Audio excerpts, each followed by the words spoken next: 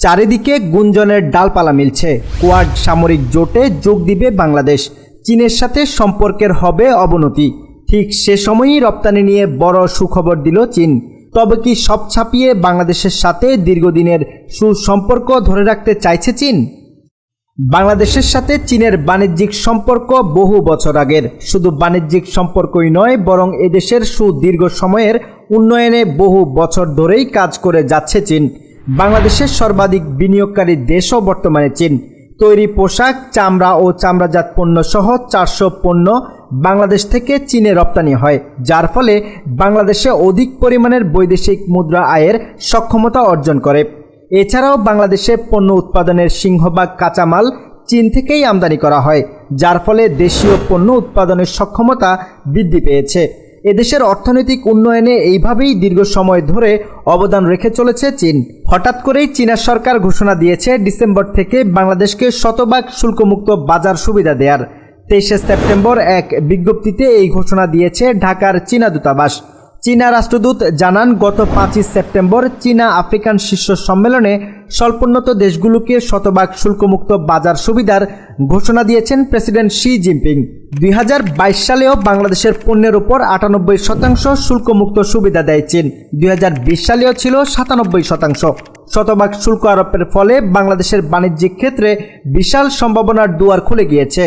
কেননা বাংলাদেশ প্রতি বছরই কয়েক বিলিয়ন ডলারের পণ্য চীনের কাছে রপ্তানি করে।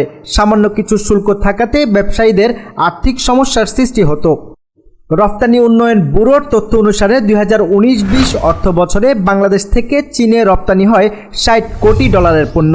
2020-21 ও 2021-22 অর্থ বছরে যার পরিমাণ ছিল যথাক্রমে 68 কোটি 6 লাখ এবং 68 কোটি 34 লাখ ডলার।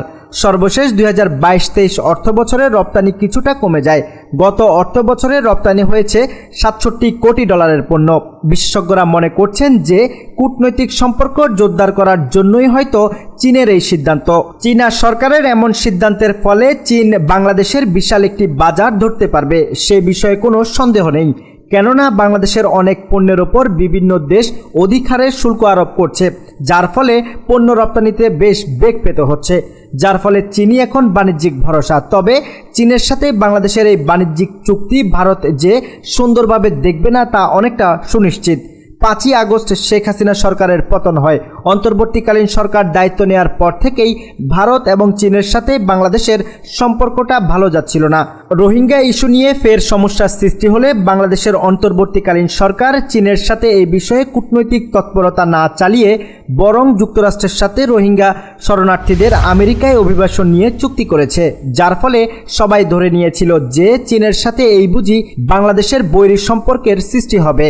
তবে রপ্তানি বাণিজ্য নিয়ে চীনের এই সিদ্ধান্ত ভারতের সাথে বাংলাদেশের সম্পর্ক যে আরও অবনতি হবে এই ব্যাপারে নিশ্চিত এবং চীনের সাথে বাংলাদেশের সুসম্পর্ক গড়ে উঠবে।